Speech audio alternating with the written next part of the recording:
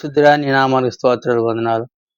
మరోసారి నీ పాదాల దగ్గరికి వచ్చాము. మీరు మమ్మల్ని ప్రేమించి 2025 సంవత్సరం మీద దయ కట్టించావు నాయన.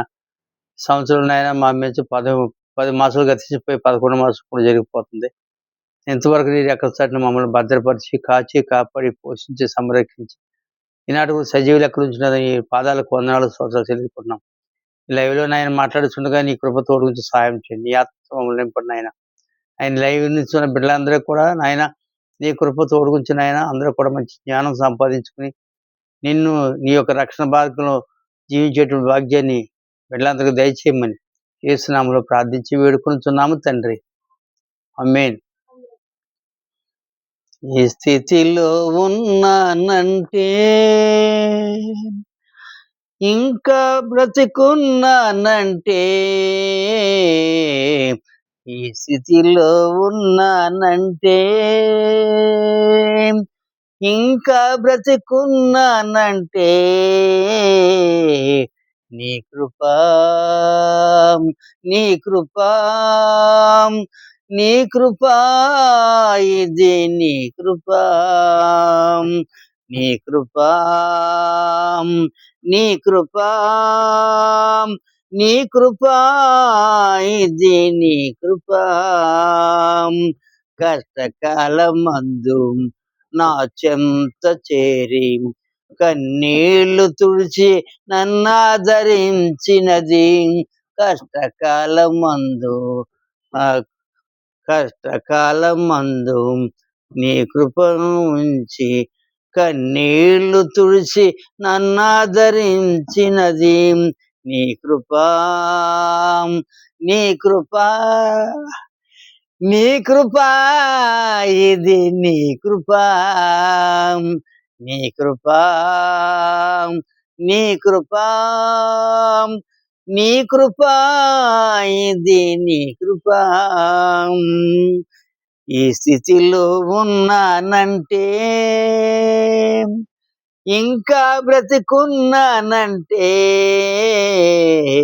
నీ కృపా నీ కృపా నీ కృపా ఇది నీ కృపా మూర్ఖులకు ఇతరముకు నన్ను వేరు చేసి పరలోక పౌరత్వము నాకు ఇచ్చినది మూర్ఖులకు ఇతరముకు నన్ను వేరు చేసి పరలోక పౌరత్వము నాకు ఇచ్చినది నీ కృపా నీ కృపా నీ కృపా ఇది నీ కృపా నీ కృపా నీ కృపా నీ కృపా ఇది నీ కృపా ఈ స్థితిలో ఉన్నానంటే ఇంకా బ్రతికున్నానంటే ఈ స్థితిలో ఉన్నానంటే ఇంకా బ్రతికున్నానంటే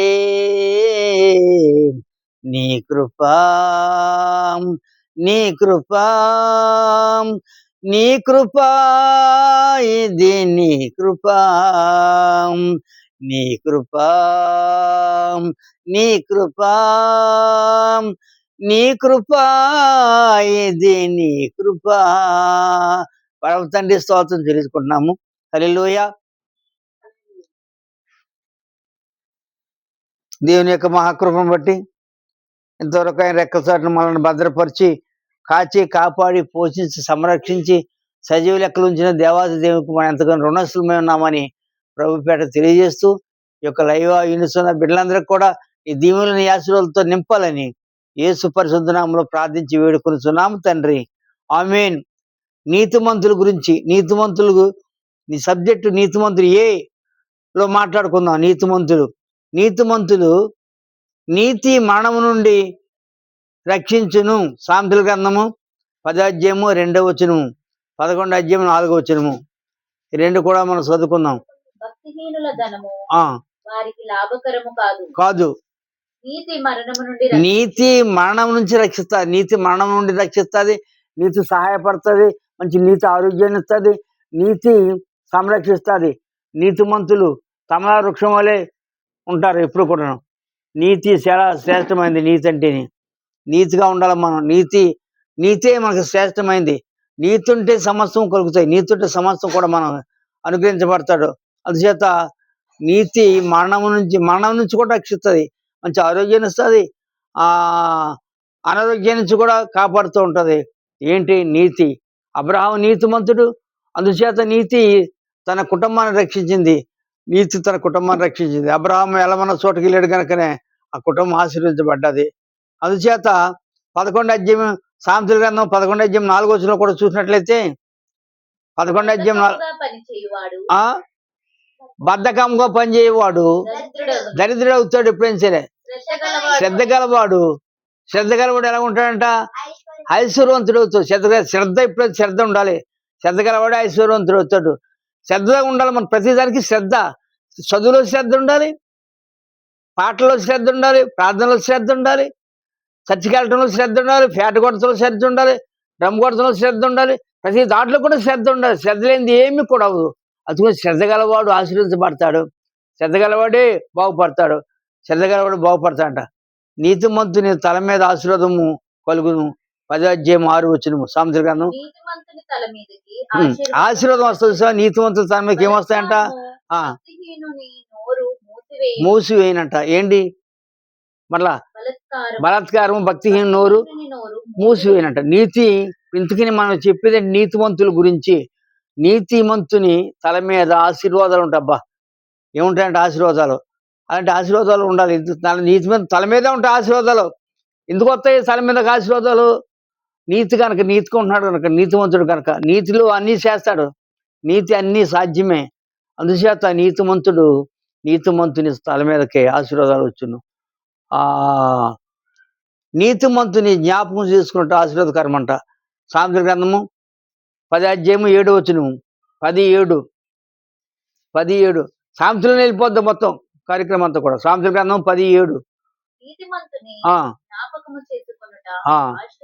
నీతిమంతుని జ్ఞాపకం. నీతిమంతుడు ఎవరో లోకంలో ఎవరో కూడా నీతిమంతులు కాదు. యేసుప్రభు ఒక్కడే నీతిమంతుడు. ఎవరిని జ్ఞాపకం చేసుకోవాలి మనం? నీతిమంతుని జ్ఞాపకం చేసుకోవాలంట. నీతిమంతుని జ్ఞాపకం చేసుకుంటే ఆశీర్వాదకరము. మనం ఎవరిని జ్ఞాపకం చేసుకుంటాము? ఎవరైనా కొంచెం డబ్బు ఎక్కువ ఇస్తే వారిని జ్ఞాపకం చేసుకుంటాము. ఏదైనా మేలు చేస్తే వాళ్ళని జ్ఞాపకం చేసుకుంటాము. ఆయన నీతిమంతులా కాదు. ఆయన నీతిమంతుడైన యేసుప్రభుని మనం జ్ఞాపకం చేసుకోవాలి. యేసుక్రీస్తుని మనం జ్ఞాపకం చేసుకుంటాము. ఆయనే నీతిమంతుడు. అది నీతి మన నుంచి రక్షిస్తుంది. నీతి అంట మన నుంచి కాపాడుతూ ఉంటుంది. నీతి ఒకటే కాపాడుతూ ఉంటుంది. కనుక నీతి మనకి ఆశీర్వాదకరంగా ఉంటుందంట. నీతి ఆశీర్వాదకరంగా ఉంటుంది. నీతిమంతుని జ్ఞాపకం చేసుకుంటాం ఆశీర్వాదకరము. 10వ అధ్యాయము 16వ వచనము సామెతల గ్రంథం. కష్ట జీతం జీవదాయకం అంట. అబ్బా, పాపం పుట్టిస్తుంది. భక్తిహీనకి వచ్చేబడి పాపం పుట్టిస్తాడు. నీతిమంతుని కష్ట జీతము జీవదాయకం. జీవానికి ఏకంగానం జీవాన్ని తెప్పరలు చేద్దంటే ఏంటి? నీతిమంతుని యొక్క కష్ట జీతము. అది సంగతి అనమాట. భక్తిహీనులు కష్ట జీతం పాడైపోద్ది. ఎప్పుడైనా సరే భక్తిహీనులు వచ్చేటువంటి జీతం వచ్చబడి ఏమి కూడా అది మేలుకరం కాదు. క్షేమకరంగా ఉండదు. అది ఎప్పుడు కూడా నీతి మన నుంచి రక్షిస్తూ ఉంటుంది. నీతిమంతులు జ్ఞాపం చేసుకుంటా ఆశీర్వాదకరము. అది సంగతి అనమాట. ఇంకో మాట ఉంది. 10వ అధ్యాయం 20వ వచనము సామెతల గ్రంథం. నీతిమంతుడి నాలుక ప్రశస్తమైన వెండి వంట. అబ్బా, ఎవరి నాలుక? నీతిమంతుని నాలుక. ఇప్పుడు మనం చెప్పుకునేది అంత దేనికోసం? నీతిమంతుల గురించి చెప్పుకున్నాం. నీతి ఏం చేద్దంట? మానవ నుంచి రక్షిస్తుంది. నీతిమంతుని తల మీద ఆశీర్వాదాలు వస్తాయి. నీతిమంతుని జ్ఞాపకం చేసుకుంటా ఆశీర్వాదకరము. నీతిమంతుని కష్టార్జితము లాభదాయకము. నీతిమంతుని నాలుక ప్రశస్తమైన వెండి లాంటిదంట. ప్రశస్తమైన వెండి నీతిమంతుని నాలుక. ఎప్పుడైనా సరే నీతిమంతుని నాలుక ప్రశస్తమైన ఏంటంటే మంచి మాటలు చెప్తుంది నాలుక. నాలుకలోను ఏముంటుందంటే, నాలుకే చెడ్డ మాటలు చెప్పిన నాలుకే, మంచి మాటలు చెప్పిన నాలుకే అగ్ని లాంటి స్విచ్ పెట్టేద్దంటే ఏకన్నా అడవి తగలబెట్టేద్దంటే ఈ నాలుకే అడవి తగలబెట్టేద్ద కూడా ఈ నాలుకే. కనుక నాలుక ప్రశస్తమైన వెండి లాంటిది. అందుచేత మనం ఎండులాగా ప్రశస్తమైన నాలుగుతో మన ప్రశస్తమైన మాటలు మాట్లాడాలి, ప్రశస్తమైన ప్రార్థన చేయాలి, ప్రశస్తమైన పాటలు పాడాలి. ఈ నాలుగు చాలా శ్రేష్టమైనది కనుక ప్రశస్తమైన పాటలు పాడటానికి మనం జ్ఞాపకం చేసుకోవాలని మరి దేవుని యొక్క లేఖనాలు తెలియజేస్తున్నాయి. నీతిమంతుని నాలుగు ప్రశస్తమైన వెండి లాంటిదంట. 10:21 సామెతల గ్రంథం 10:21 మీరు అటు ఇటు చూడకండి దయచేసి. పెదవులు ఆ అనేకులకు ఉపదేశించును. నీతిమంతుల పెదవులు అంటే అనేకులకు ఉపదేశించాలంటే ఏ పెదవులు? నీతిమంతుని పెదవులు అనేకులకు ఏం చేస్తాంట? వాక్యాన్ని ఉపదేశిస్తూ ఉంటాయి, వాక్యాన్ని మాట్లాడుతూ ఉంటాయి, వాక్యాన్ని మన తేటగా తెలియజేస్తూ ఉంటది, వాక్యాన్ని వివరంగా చెప్తూ ఉంటది, ఉపదేశిస్తూ ఉంటది. ఇప్పుడు కూడా నీతిమంతుని యొక్క పెదవులు అంట. నీతిమంతుని పెదవులు ఉపదేశిస్తూ ఉంటాయి, అనేకులకు ఉపదేశంగా. అనేక చోట్ల తిరిగామంటే ఎందుచేత తిరుగుతున్నాం అంటే ఆ యొక్క నీతిని బట్టి అనేక చోట్ల దేవుని యొక్క లేఖనాలని, పరిశుద్ధ లేఖనాలని ఉపదేశించడానికి, ప్రకటించడానికి, సువార్త చేయటానికి అనుకూలం అవుతుంది. ఆ పెదవులతో ఈ దేవుని ఇచ్చిన పెదవులు, దేవుడికి ఇచ్చిన జ్ఞానంతో, దేవుడి ఇచ్చిన పరిశుద్ధాత్మతో మరి దేవుని యొక్క వాక్యాలని చెప్పడానికి అనుకూలం అవుతుందని ప్రభుపేట తెలియజేస్తున్నాను. మరి సామెతల గ్రంథము 10:24 చూసినట్లయితే 10:24 లాస్ట్క 10:24 సామెతల గ్రంథము. భక్తిహీనుడు దేనికి భయపడును? భక్తిహీనుడు దేనికి? అదే వాని మీదకి వచ్చును. దేనికి భయపడతారో అదే దాని మీదకి వస్తుందంట. భక్తిహీనులు ఆశించినది. అబ్బా, నీతిమంతుడు ఏమైతే ఆశిస్తాడో వారికి దొరుకుతుందంట. ఏం దొరుకుతుంది? ఆశించింది ఏమైతే ఆశిస్తాడో. నీతిమంతుని ఆశ చాలా శ్రేష్టంగా ఉంటది. నీతిమంతుడు దురాశ దుఃఖానికి చేయడం కనుక, దురాశకి లోనవుడు, దురాశలో ఉండడు అనమాట. దురాశలో ఉండడు కనుక నీతిమంతుడు ఆశించింది వాళ్ళకి దొరుకుతూ ఉంటది. ఇప్పుడు కూడా నీతి మరణం నుంచి రక్షిస్తుంది. నీతిమంతుని తల మీద ఆశీర్వాదం వస్తుంది. నీతిమంతుని జ్ఞాపకం చేసుకుంటా ఆశీర్వాదకరము. నీతిమంతుని కష్టార్జితము వాళ్ళకి ఎంతో లాభదాయకము. నీతిమంతుని నాలుక ప్రశస్తమైన వెండి లాంటిది. నీతిమంతుని పెదవులు అనేకులకు ఉపదేశిస్తూ ఉంటది. నీతిమంతులు ఆశించినది వారికి దొరుకుతుందని 7 విషయాలు మీకు తెలియజేస్తున్నాను. విషయాలు జ్ఞాపకం పెట్టుకోండి. ఇవన్నీ కూడా సామెతల గ్రంథంలోనే ఉన్నాయి. ఇవన్నీ కూడా మీరు చదువుకోండి. మీరు చదువుకుని వాటి ప్రకారంగా జీవించడానికి పరిశుద్ధాత్మ దేవుడు సదా మీకు తోడేండి నడిపించును గాక. ఆమేన్. ప్రార్థన చేసుకుందాము. పరిశుద్ధుడైన మా ప్రియ పరలోక తండ్రి, ఈ పరిశుద్ధ నామానికి స్తుతులు, స్తోత్రాలు, వందనాలు చెల్లించుకుంటున్నాము. ఆయన ఈ దినమందు ఆయన నీతిమంతుల గురించి నీ లేఖన భాగాల్లో మేము మాట్లాడిన సామెతల గ్రంథం అంతా కూడా నీతిమంతుల గురించి ఉంది. నీతి మరణం నుంచి రక్షిస్తుంది అని చదువుకున్నాము. నాయన నీతిమంతుని తల మీద ఆశీర్వాదం వస్తాయని చదువుకున్నాము. నీతిమంతుని జ్ఞాపకం చేసుకుంటూ కూడా ఆశీర్వాదమే. నీతిమంతుని కష్టార్జితము ఎంతో లాభదాయకము. నీతిమంతుని నాలుక ప్రశస్తమైన వెండి లాంటిది. నీతిమంతుని పెదవుల నుంచి ఉపదేశాలు, అనేకమైన ఉపదేశాలు ఉపదేశిస్తూ ఉంటాయి. నీతిమంతులు ఆశించిన వరకు దొరుకుతుందని ఆయన ఈ లేఖన భాగాలను మేము చదువుకున్నాం, ధ్యానం చేస్తున్నాము, లైవ్లో మాట్లాడుతున్నాం. ఆయన వినుసున్న వారందరికీ మంచి జ్ఞానము, శక్తి, బలము, ఆరోగ్యము కలుగులాగున, వారు కూడా లక్ష్యంపబడిలాగున, ఎవరైతే అనారోగ్యం ఉంటే మంచి ఆరోగ్యం వారికి అనుగ్రహించలాగున, ఇవన్నీ కూడా నీతిమంతులు కలిగేటువంటి ఆశీర్వాదాలన్నీ కూడా వారికి కలగాలని కోరుతూ ఈ యొక్క సినిమాటలు ఆయన వెనుకల్లో దీవించి ఆశీర్వించును గాక. ఆమేన్, ఆమేన్, ఆమేన్. ఓకే.